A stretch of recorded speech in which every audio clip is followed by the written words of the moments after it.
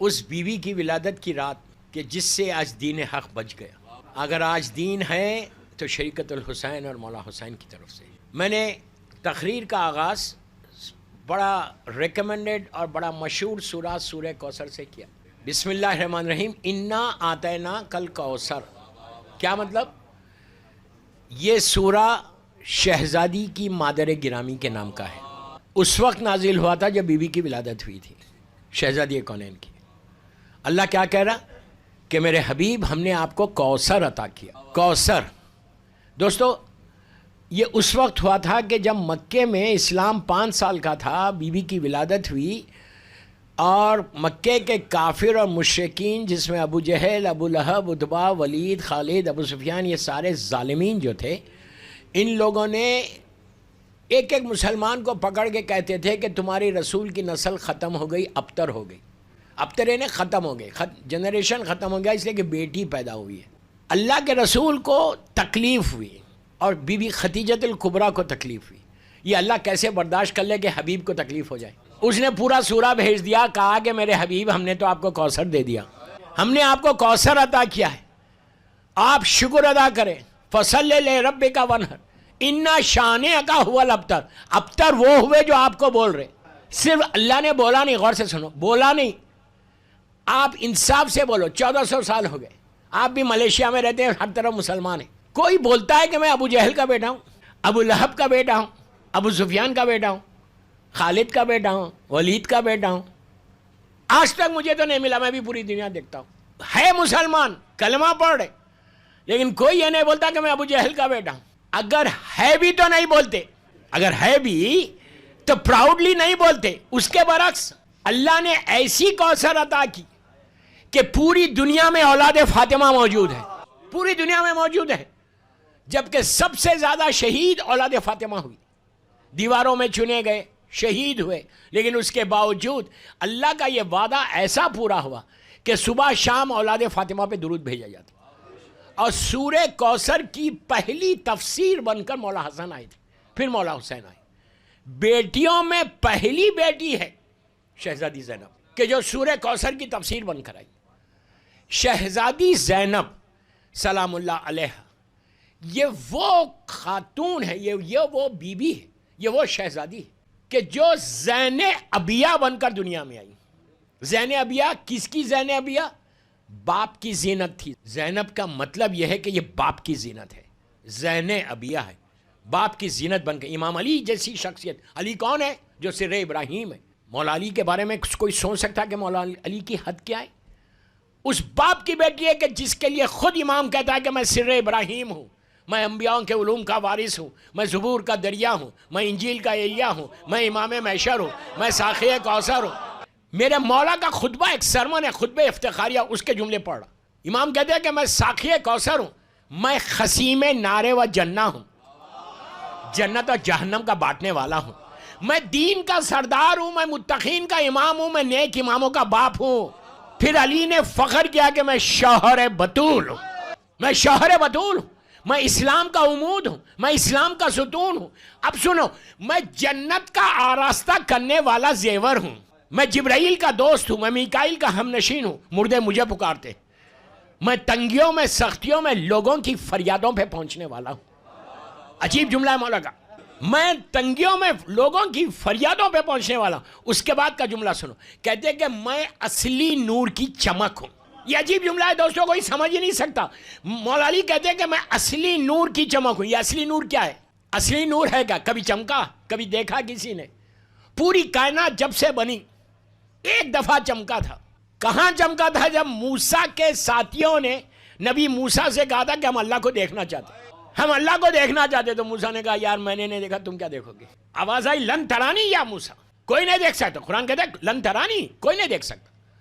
لیکن اصرار بڑا موسیٰ کی امت والوں کا کہ ایک دفعہ دیکھ لیں. موسیٰ نے جا کے دعا کی اور کہا پروردگار اتنا فورس کر رہے، تو بھی سن رہا، کچھ کر دے، کرشمہ بتا دے. تو کہا کہ ایسا کرو موسیٰ، وہ بھی اتنا کریم ہے، مانگتے جاؤ راستے کھولتا جاتا ہے. بہترین واسطہ ہے شہزادی زینب کا.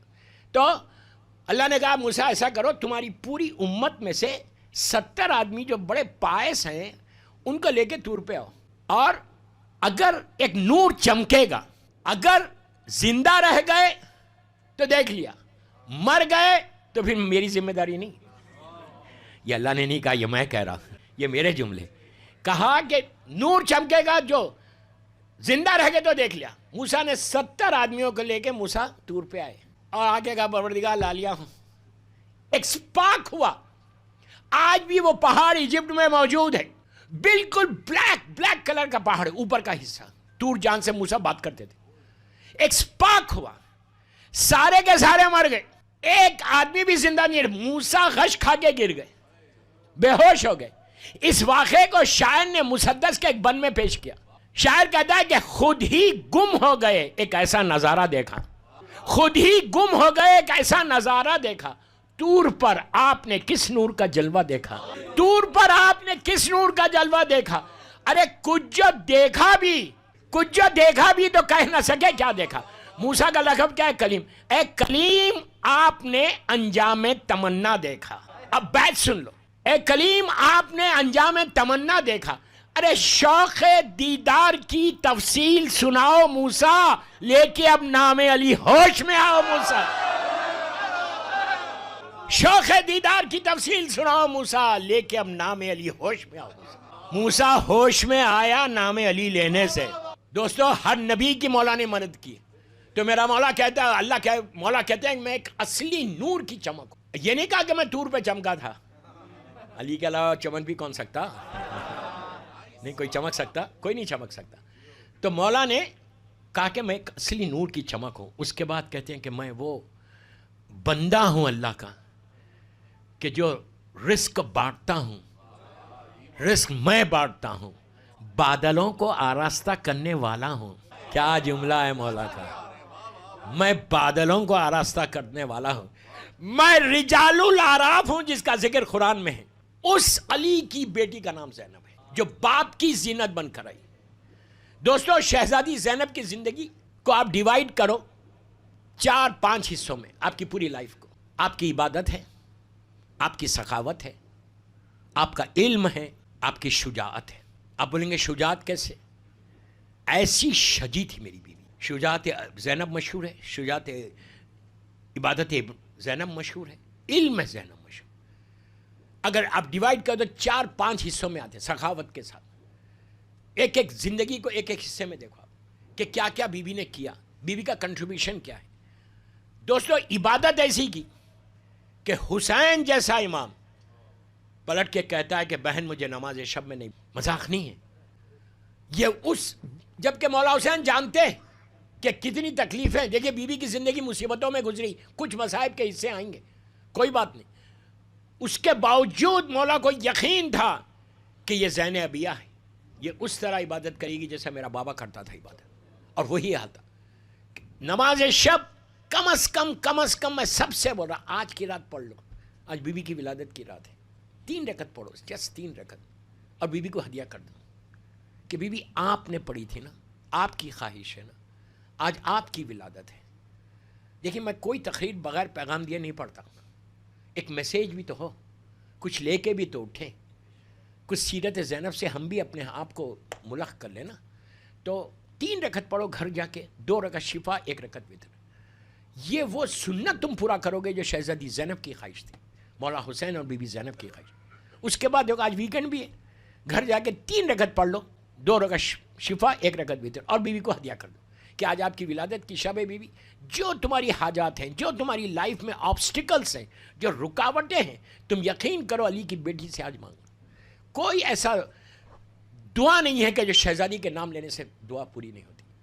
بیوی کی عبادت عجیب عبادت. اس کے بعد بیوی کا علم ایسا تھا کہ آپ کو معلوم ہے یہ بیوی کی جو صفت ہے، علم کی صفت، اتنا علم دیا، اتنا. عورتوں کے بعض روایتوں میں کہ 3000 آپ کے اسٹوڈنٹس تھے، 3000 لڑکیاں عورتیں. ایک ساتھ 3000 نہیں تھے. جب تک آپ مدینے میں تھیں آپ وہاں پہ علم بانٹ رہی تھی. کوفے میں تھی, مولا کے ساتھ زندگی گزار رہی تھی, وہاں پہ درس دیتی تھی. بی بی کی زندگی میں یہ اتنا تھا کہ اسلام کو پروپوگیٹ کرنا یہ صرف شہزادی زینب کا حق ہے. کربلا کے بعد بھی بی بی ایک جگہ گھر میں نہیں بیٹھی بلکہ پیغام حسین کو دنیا تک پہنچایا. اگر آج ہم آرام کے ساتھ ایئر کنڈیشن میں بیٹھ کے ذکر امام کر رہے, یہ فرش عزا جو بچھا ہوا ہے, یہ کس کی بانی کون ہے, کس نے کیا؟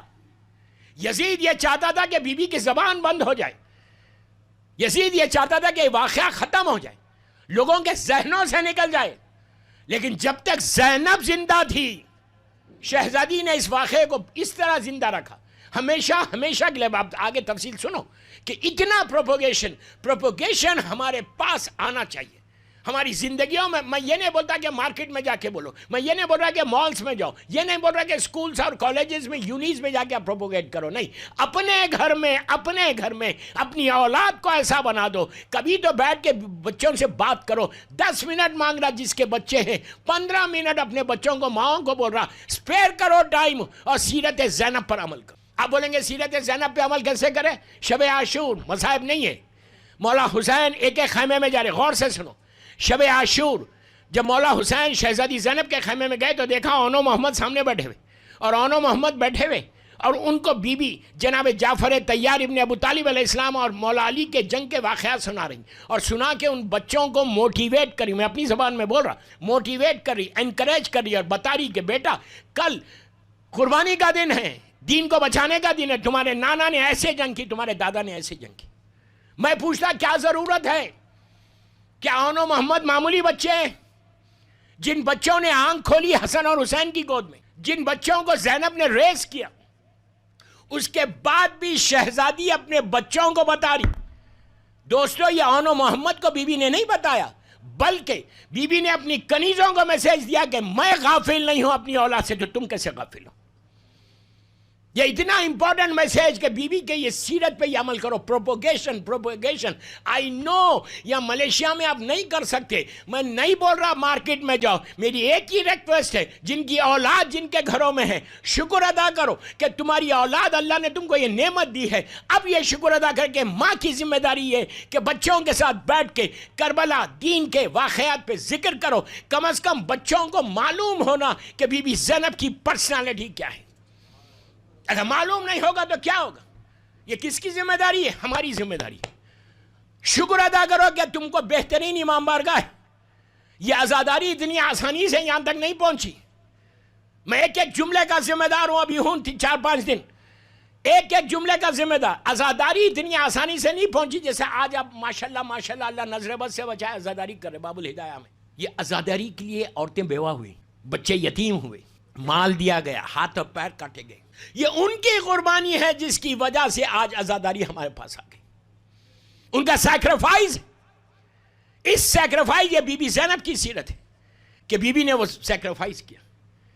علم ایسا کہ جب بات کرتی تھی تو ایسے معلوم ہوتا تھا کہ فصاحت و بلاغت کے گوہر برستے تھے.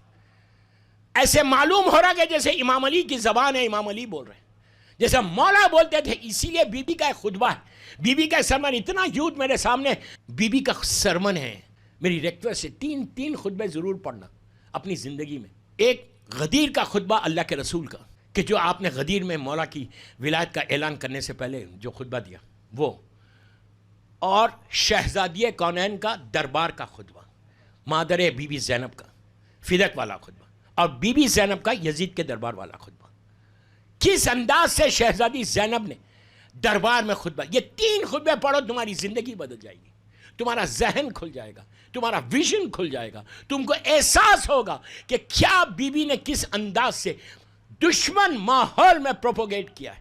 یہ ہماری ذمہ داری ہے دوستو. خالی بیٹھ کے آنا, 1 گھنٹہ خوش ہو کے جانا نہیں, سیرت زینب پہ بھی چلنے کی کوشش کرو. کچھ مت کرو. میری ایک ہی خواہش ہے کہ تم بیٹھے ہوئے جشن میں اور دعا یہ کرو کہ پروردگار جیسے شہزادی زینب جیسا چاہتی تھی ویسے میں بن جاؤں. یہ ہماری ذمہ داری ہے, one of the responsibilities of the responsibility ہے کہ پروپوگیشن, علم ایسا کیا. 4000 اسٹوڈنٹس بی بی درس دیا کرتی تھی, مختلف اوقات کے اوپر, مختلف وقت کے اوپر, مختلف ڈیز کے اوپر. بی بی لڑکیوں کو بلاتے, عورتوں کو بلا کے درس دیا کرتی تھی. یہ عورتوں کی ذمہ داریوں میں سے ایک ذمہ داری بتائی گئی. یہ بی بی کی زندگی کا امپورٹنٹ ترین پہلو. چوتھا بی بی کی شجاعت. شجاعت کیا تھی؟ وہ زینب جو عاشورے کے دن بار بار غش کھا رہی تھی. مولا حسین کی شہادت کے بعد بی بی کو کبھی غش نہیں آیا. علی کی شیر دل بیٹی، عباس کی شیر دل بہن، علی اور عباس بنی ہوئی تھی. بی بی نے کربلا کو لیڈ کیا ہے. یزید جو چاہ رہا تھا وہ اس کو اپنے مقصد میں شکست ہوئی. یزید یہ چاہ رہا تھا کہ حسین کو شہید کرو اور سیدانیوں کے اوپر اتنا ظلم کرو کہ ان کی زبان بند ہو جائے. آپ کو معلوم جس راستے سے کربلا سے شام گیا تھا قافلہ، کوئی نارمل راستہ نہیں تھا، بلکہ کافی گھوم کے لے کر گئے. کیوں لے کر گئے گھوم کے؟ کہ جب وہ دشمن دیکھتے تھے کہ اس بستی پہ محبان آل محمد رہتے ہیں، وہ راستہ چھوڑ کے دوسرے راستے سے لگے. تو اتنی تھکی ہوئی شہزادی زینب، اتنی تھکی ہوئی، آپ جان سکتے پورا گھر لٹا کے آ رہی. لیکن بی بی کے خطبے کوفے میں، بی بی کے خطبے راستوں میں، جہاں موقع ملتا تھا شہزادی خطبہ ارشاد فرماتی تھی، تقریر کرتی تھی، اور تقریر کر کے وہاں کے لوگوں کو بتاتی تھی کہ دیکھو مقصد کیا ہے. دربار میں پہنچی. اب سنو، جب بی بی دربار میں آئی، میں دربار کے حالات چھوڑا، واقعات چھوڑا. کتنے لوگ تھے دربار میں؟ 700 کرسی نشین بولتے. اللہ ہم کو شہزادی کی زیارت نصیب کرے. شہزادی آج بھی دربار آپ کے سامنے، وہاں پہ کتنا بڑا دربار ہے، 2000 3000 4000 آدمی آتا. آج جب ہم جا کے دیکھتے ہیں کتنا بڑا دربار ہے. 700 کرسی نشین تو بتایا گیا. اور یزید کا دربار میں کیا تھا؟ آپ یہ سمجھ رہے کہ یزید کے دربار میں صرف یزید اور اس کے ساتھی تھے؟ نہیں. یزید نے پورے مملکت اسلامیہ اس وقت کی جو تھی، اور ڈیفرنٹ جو کنٹریز تھے، چھوٹی چھوٹی ملک جو تھے وہاں پہ، جس میں روم سب سے بڑا ملک تھا، ہر جگہ لیٹرز بھیجوائے تھے. اور لیٹرز بھیجوا کے وہاں کے لوگوں کو ایک ڈیلیگیشنز بلایا تھا، اور یہ کہا تھا کہ مجھے فتح ہوئی، وکٹری ہوئی ایک جنگ میں، اور میں اس کا جشن کرنا چاہتا. تو ہزاروں آدمی تھے، مختلف شہروں کے لوگ، ڈیفرنٹ کنٹریز کے ایمبیسیڈرز، انوائز، سارے پوری جو گورنمنٹ لیول کے لوگ تھے، سب، ہر ملک کا ایک ایمبیسیڈر تھا. جیسا آج ہوتا ہر ملک کا ایک ایمبیسیڈر بیٹھا ہوا، انوائز بیٹھے ہوئے، پیسے والے لوگ بیٹھے ہوئے، شاہی لوگ بیٹھے ہوئے، ڈیفرنٹ کنٹریز کے لوگ بیٹھے ہوئے. سب کو، کسی کو نہیں معلوم مولا حسین شہید ہو گئے. اور کہا کہ ہم، غور سے سنو، اور ہم ان کے خاندان والوں کو اسیر کر کے لا رہے. جب یہ قافلہ دربار میں انٹر ہوا، ہزاروں کی تعداد میں لوگ بیٹھے ہوئے، چھوٹا سا بیویوں کا قافلہ، میں بہت چھوڑ کے پڑھ رہا، گئے اور ایک گوشے میں جا کے ٹھہر گئے. آج بھی وہ جگہ موجود ہے جہاں میری شہزادی کھڑی ہوئی تھی. آپ کو معلوم ہے وہ جگہ پہ لوگ بیٹھ کے آج قرآن پڑھتے، نگاہیں نیچے رکھتے. آج بھی وہ جگہ آج بھی موجود ہے شہزادی کی، جہاں یہ سیدانیاں کھڑے ہوئے تھے. اب پورا دربار بھرا ہوا. یزید دربار میں انٹر ہوا. ظالم یزید کیسے انٹر ہوا؟ ہاتھ میں گلاس آف وائن، شراب کا جام لے کر یہ ظالم انٹر ہوتا ہے. اپنے آپ کو رسول کا وارث بولتا ہے، سکسیسر بولتا ہے. یہ اسلام پیش کر رہا تھا. پورے دربار میں ڈیفرنٹ مذہب کے لوگ بیٹھے ہوئے، ان کو کچھ نہیں معلوم. یہ انٹر ہوتا ہے اور کرسی پہ بیٹھتا ہے آ کے، اور وہاں بیٹھ کے وہاں گیملنگ کر رہا تھا، کھیل رہا تھا. اب پورا دربار بھرا ہوا. ظالم شمر آگے بڑھ کے کہا، یزید، ہم نے حسین اور حسین کے ساتھیوں کو گھیر کے قتل کر دیا، تجھے کامیابی ہوئی. دربار میں بڑی بڑی آوازیں بلند ہونے لگی. یزید جام پہ جام پی رہا. اس کے بعد اس نے پوچھا، یہ لوگ کون ہیں؟ تو کہا، یہ علی و فاطمہ کی بیٹیاں ہیں، ہم اسیر کر کے لائے.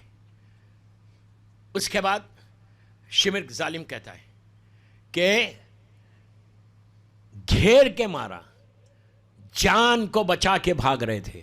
بس شہزادی نے پکار کے کہا، یزید، تیرے لوگ بھاگ رہے تھے، میرے بھائی نے وہ جنگ کی ہے کہ الامان اور الحفیظ کی آوازیں تیرے پاس سے آ رہی تھی. اسی لیے دوستو، آج مولا حسین کا صبر مشہور نہیں ہے، شجاعت مشہور ہے، مولا علی کا صبر مشہور ہے. لفظ صبر مربوط ہو گیا ذات امیر المومنین سے.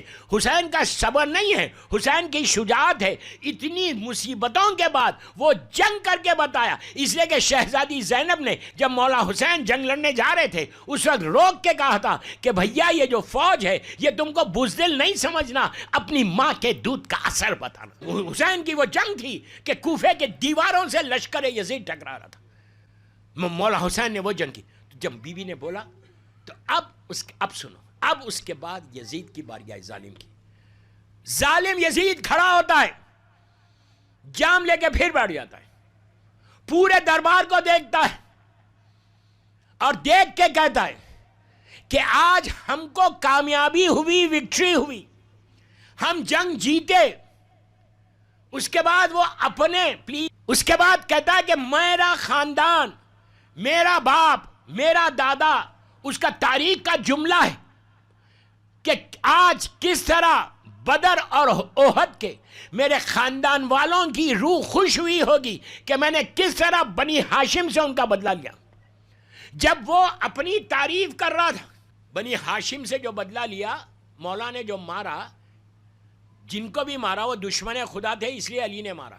جب یہ کہا کہ میرا خاندان، میری فیملی، میرا باپ، میرا دادا، بس دوستو پورے دربار میں پن ڈراپ سائلنس ہے، سکتا ہے.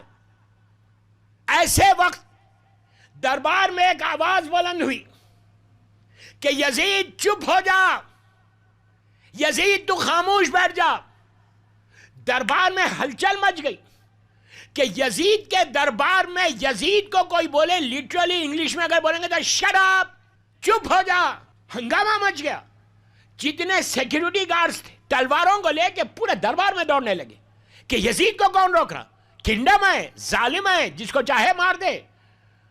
پورے دربار میں سکتا ہے. ایک آواز بلند ہوئی کہ یزید چپ ہو جا، خاموش بیٹھ. جب پوری سیکیورٹی ہر طرف پھیل گئی، کسی کو یقین نہیں آ رہا کہ یہ آواز آئی کہاں سے. پبلک کی طرف بھاگے لوگ. کسی کے ذہن میں بھی نہیں تھا کہ یہ قیدیوں میں سے آواز آئیں گی. پھر یزید اپنے تعریف کرنے لگا. اب پھر شہزادی نے روکا کہ یزید چپ ہو جا. اب پتا چلا کہ یہ آواز کہیں اور سے نہیں آئی، یہ آواز یہاں سے آئی. عزیزو، شہزادی نے اس انداز سے اس کو خاموش بٹھایا، ایسے معلوم ہو رہا تھا جیسا میرا مولا بول رہا.